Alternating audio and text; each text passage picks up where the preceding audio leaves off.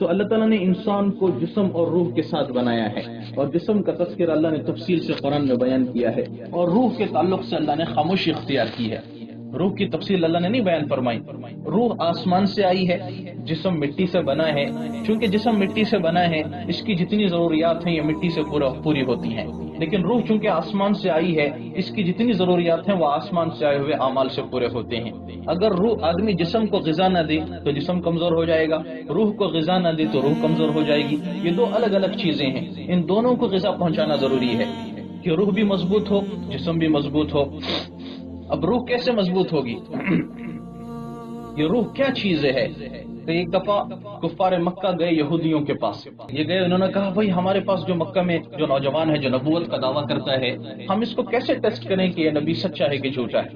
انہوں نے کہا ان سے 3 سوال پوچھو اس نبی سے، کہ اگر وہ ان سے پہلا سوال پوچھو اصحاب کہف کون تھے، پھر دوسرا سوال پوچھو ذوالقرنین کون تھے، پھر تیسرا سوال پوچھو روح کیا ہے۔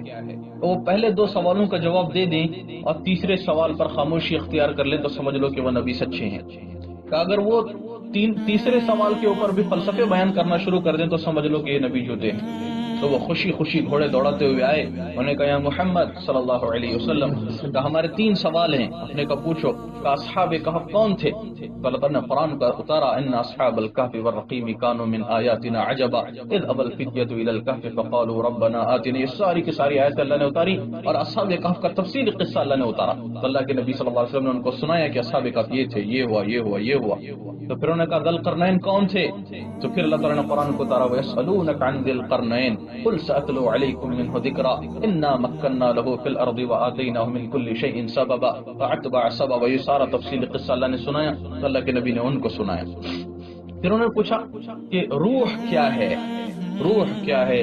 ابھی وہ انتظار میں کھڑے ہیں کہ اس پر بھی کوئی لمبا فلسفہ بیان فرمائیں گے، تو عجیب اللہ تعالیٰ نے قرآن کو اتارا یسألونک عن الروح، اے نبی جی آپ سے پوچھتے ہیں کہ روح کیا ہے، قل الروح من امر ربی، قل الروح من امر ربی، کہ ان سے کہو کہ روح اللہ کا امر ہے، ایک اللہ کا حکم ہے، وہ امر ہے، وہ آتا ہے تو وہ پڑ جاتی ہے۔ وما اوتیتم من العلم الا قلیلا، ہم نے تمہیں بہت تھوڑا علم دیا ہوا ہے۔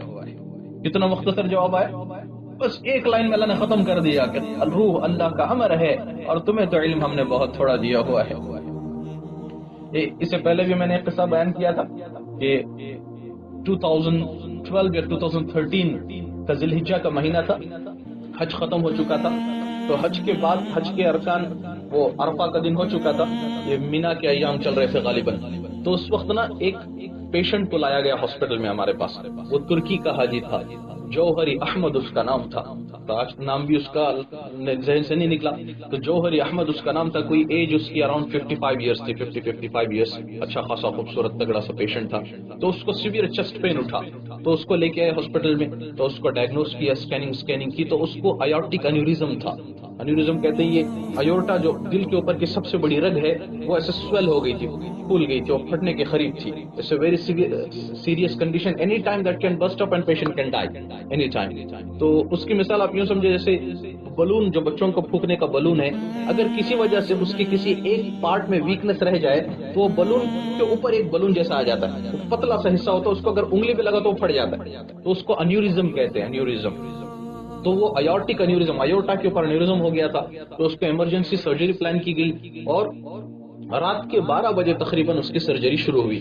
وہ سرجری میں وہ ایورٹا کو نکال دیتے ہیں اور بعض ہمارا پتہ وہ ایورٹک والو کے ساتھ، یا اگر ایورٹک والو اچھا ہے تو صرف ایورٹا آرٹیفیشل لگا کے چینج کرتے ہیں، دل کے اوپر کا پوری رگ چینج کرتے ہیں۔ It's a very big procedure, very lengthy procedure, sometimes it takes more than 12 hours, sometimes 8 hours, تو وہ it depends on the condition of the patient. تو اس کو رات بھر آپریٹ کرتے رہے، اس کو رات بھر آپریشن ہوتا رہا، تو صبح تقریباً 8:30-9 بجے کے قریب اس کی سرجری ختم ہوئی اور سارے اس کو چینج کر دیا، اور دل کی دھڑکن سب صحیح چل رہی ہے، بلڈ پریشر صحیح ہے، اس کا ہارٹ بیٹ وغیرہ سب صحیح چل رہا ہے۔ تو اس کے چیسٹ کو کلوز نہیں کیے. عام طور پر اس لیے کرتے ہیں کہ یہ جو اسٹرنم اوپن کیے ہوتے ہیں, جو نارمل سرجریز ہوتے ہیں اس میں تو کلوز کر دیتے ہیں, لیکن اس کو جس کو ایکسپیکٹڈ ہو شاید دوبارہ اس کو کچھ ضرورت پڑے سرجری کی, تو اس کو کھلا رکھ کے صرف اوپر سے ایک گلوس رکھ کے کلوز کر دیتے ہیں تاکہ فوراً ایمرجنسی میں اوپن کر سکیں. تو ایسا رکھ کے نا اس کو بیڈ پہ شفٹ کر رہے تھے, آپریٹنگ بیڈ سے آئی سی یو بیڈ پہ. تو جیسے اس کو شفٹ کیا تو ایک دم سے اس کی دل کی دھڑکن, جو ہارٹ ریٹ تھا وہ نیچے جانا شروع ہو گیا, بلڈ پریشر اس کا نیچے جانا شروع ہو گیا اور بالکل اس کی کنڈیشن خراب ہونی شروع. کبھی کیا ہوا, اس کو واپس شفٹ کرو, تو فوراً اس کو آپریٹنگ بیڈ پہ شفٹ کیا تو بالکل سب کچھ زیرو ہو گیا, heart rate zero, blood pressure zero, E C G ختم, سب ایک دوسرے کا چہرہ دیکھ لیا اس کو ہوا کیا ہے. انستھیشیا والوں سے پوچھتے وہ بھی کہتے بھائی ہمیں بھی نہیں پتا کیا ہوا, ہم نے تو کچھ کیا بھی نہیں, کچھ ایکسٹرا ڈرگ بھی نہیں دیا, تو بالکل سب صحیح چل رہا تھا. تو پھر اس کو فوراً ڈرپس کر کے نا پھر اس کو چیسٹ کو اوپن کیا تو دیکھا دل تو بالکل سویا ہوا ہے, خاموش, دھڑکنا بھول چکا ہے دل. تو وہ جو آپریٹنگ سرجن تھا ڈاکٹر مشال غندور, بہت نیک انسان ہے, سعودی کا one of the top cardiac surgeons ہے, وہ بھی آ گیا. تو چونکہ پوری رات کی محنت تھی تو اس کو شاک دیتے ہیں دل کو, وہ اس کو کہتے ہیں انٹرنل ڈی فیو, اسپونس جیسے ہوتے ہیں وہ ڈائریکٹ دل پہ لگا کے باہر سے اس کو شاک دیتے ہیں. تو شاک دیتے تو وہ ایسے اچھلتا تھا اور پھر سو جاتا تھا, شاک دیتے تو پھر ایک بار دھڑکتا تھا پھر سو جاتا تھا. تو وہ جو سرجن ہے اس نے دل کے پیچھے ایک ہاتھ رکھا اور دوسرے ہاتھ سے دل کو ایسے دبانا شروع کیا, پمپ کرنا شروع کیا جیسے دل پمپ کرتا ہے, اور وہ دباتا تھا اور ذکر کرتا تھا لا حول ولا قوت الا باللہ, لا حول ولا قوت الا باللہ, لا حول ولا قوت الا باللہ, انا للہ و انا الیہ راجعون. جب وہ پمپ کرتا تھا تو چونکہ بلڈ ایجیکٹ ہوتا ہے ہارٹ سے تو تھوڑا سا ہارٹ ریٹ بھی آتا تھا, ای سی جی بھی آتی تھی, بلڈ پریشر بھی آتا تھا, پھر چھوڑتا تو پھر دل سو جاتا تھا.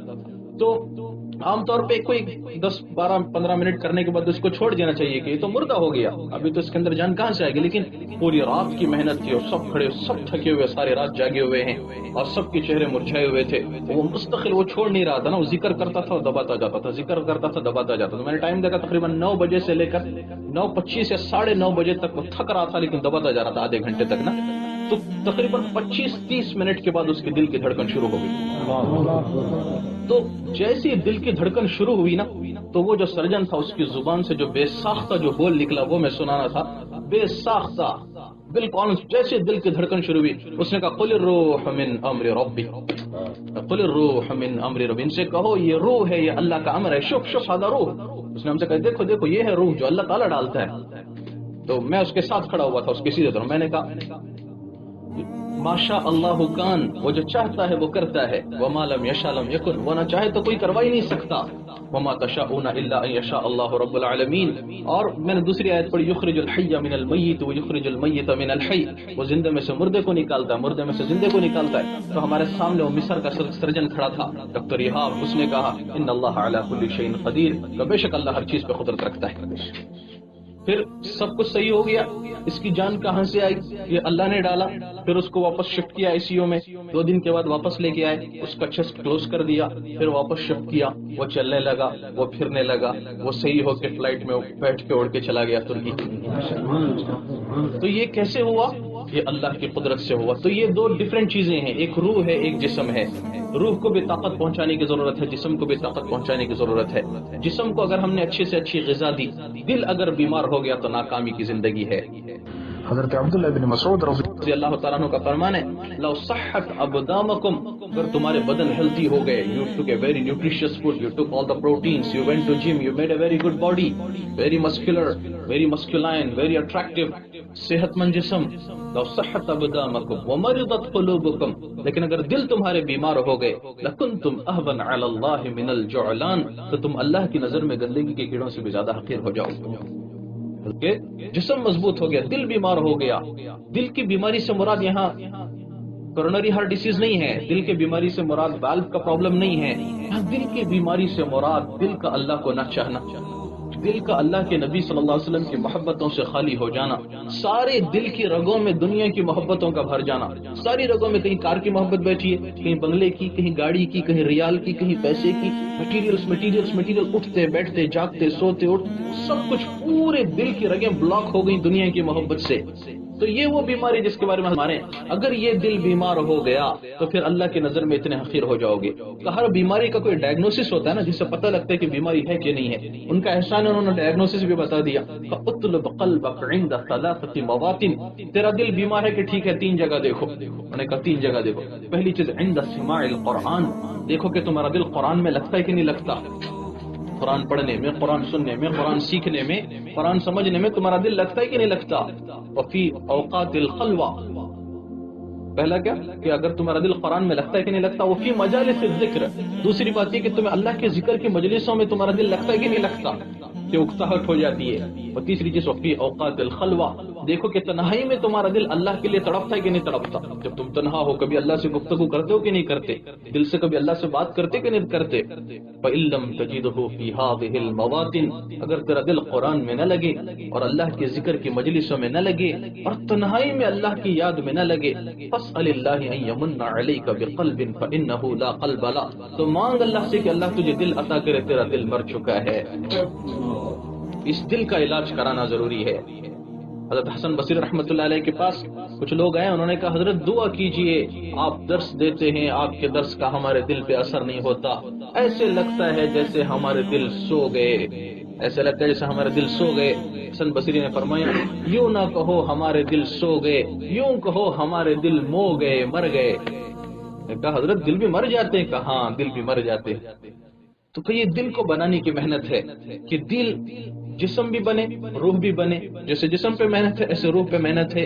اگر ہوگا یہ، اگر ہم نے جسم کی غذا نہیں دی تو جسم کمزور ہو جائے گا، اگر روح کی غذا نہیں دی تو روح کمزور ہو جائے گا. اگر ہم جسم کو تو پورا نیوٹریشن دیتے رہے، جسم کو تو برابر کی غذا دیتے رہے، روح کو اگر غذا نہ دی تو جسم حاوی ہو جائے گا روح پر، اور جسم پھر روح کو نہ، روح کے نہ چاہتے ہوئے بھی جسم اس کو خواہشات کی طرف لے کے جائے گا، اللہ کی نافرمانیوں کی طرف لے کے جائے گا، برائیوں کی طرف لے کے جائے گا.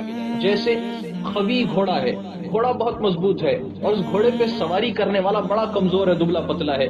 گھوڑے کو تو خوب کھلایا، سوار کو اگر نہیں کھلایا تو پھر کیا ہوگا، وہ گھوڑا جہاں مرضی لے جائے گا اور سوار کو لے جا کر پٹک دے گا. تو جسم کی مثال گھوڑے کی سی ہے، روح کی مثال اس پہ سوار کی سی ہے.